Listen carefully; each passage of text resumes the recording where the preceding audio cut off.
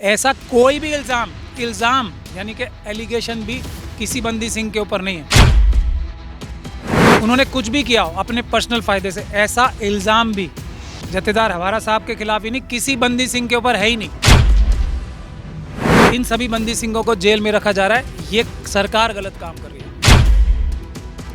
संविधान ये कहता है बंदी सिंह रिहा करो, लेकिन राजीव गांधी जी के हत्यारा मैं इसलिए कह रहा हूँ क्योंकि वो कॉन्विक्ट थे।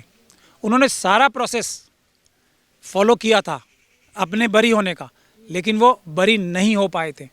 उसके बावजूद भी उन्हें छोड़ दिया गया है ना। तो अब आर्टिकल 14 आ जाता है प्ले में कि एक के साथ जो व्यवहार होना है वो दूसरे के साथ भी होना। बिल्किस बानो का लेटेस्ट एग्जाम्पल है, सबके सामने है ना।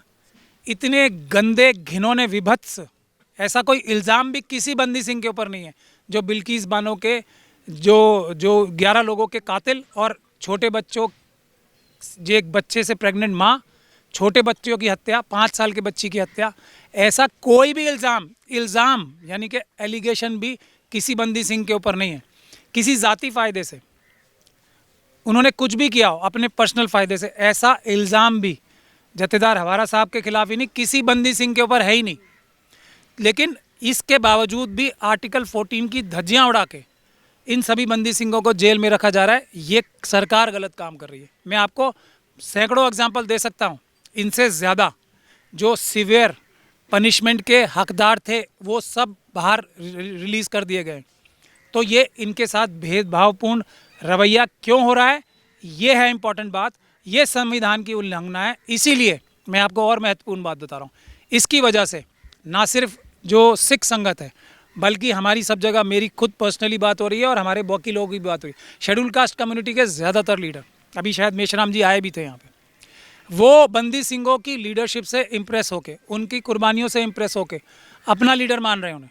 मुस्लिम कम्युनिटी में जो एक बहुत बड़ा जुड़ाव बंदी सिंहों के साथ जुड़ रहा है, जो बुद्ध कम्युनिटी है, उसमें भी मेरी पर्सनल बात हुई। आप सबको देखेंगे कि अब बंदी सिंहों के साथ सिर्फ सिख संगत नहीं खड़ी है, schedule caste community, schedule tribe community, Muslim, Sikh, Christian, जो सिख तो हैं ही सब, क्रिश्चियन, बौद्ध भी जुड़ रहे हैं और दूसरे जो ओबीसी संगठन है वो भी जुड़ रहे हैं। तब पूरे देश के 90% लोगों की भावना ये बंदी सिंहों के साथ जुड़ी हुई है।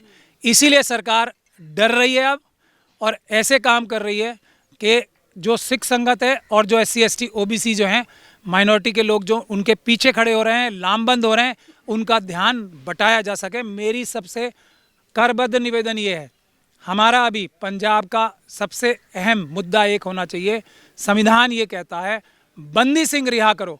उसके बाद ऐसी लीडरशिप किसी और कम्युनिटी के पास नहीं है जिन्हें 30-30 साल हो गए, जो उफ नहीं कर रहे जेल में पड़े हुए नेता। बड़ी बड़ी बातें करते हैं, रात मैं कहता हूँ ओवरनाइट जिसे कहते हैं ना, रातों रात बड़े बड़े नेता बन जाते हैं। उसकी बहुत सारी वजहें होती हैं। मैं अपने मुस्लिम समाज की तो बहुत सारे एग्जांपल दे सकता हूँ कि टीवी दिखाने लगता है किसी को लीडर बनाने के लिए, एकदम हाईलाइट कर दिया जाता है उसे। जैसी को टीवी दिखाने लगे तो हमारी कम्युनिटी को समझ जाना चाहिए, ये मेन स्ट्रीम मीडिया जो है सो कॉल्ड, तो ये कुछ ना कुछ तो दाल में काला होता है। एक बात। दूसरी बात, जो ओवरनाइट लीडर्स बनते हैं या जो सिर्फ ज़बानी जमा खर्च करते हैं, उनको हमारी कम्युनिटी के लोग, खासतौर पे माइनॉरिटी और SC STs के लोग, OBC के लोग मान लेते हैं लीडर। उस प्रक्रिया को थोड़ा ठंडे दिमाग से सोचना चाहिए कि लीडर कौन है जो अपनी बात पे अमल भी करता है। आज 28-28, 34-34 साल हो गए बंदी सिंहों को, ये है अमल करना। वो उफ नहीं कर रहे हैं आज तक। ऐसी leadership SC ST OBC minorities के लोग अपनी चाहते हैं, इसीलिए इनसे इम्प्रेस्ड हैं और इनके पीछे लामबंद हो रहे हैं, इनके पीछे खड़े हो रहे हैं।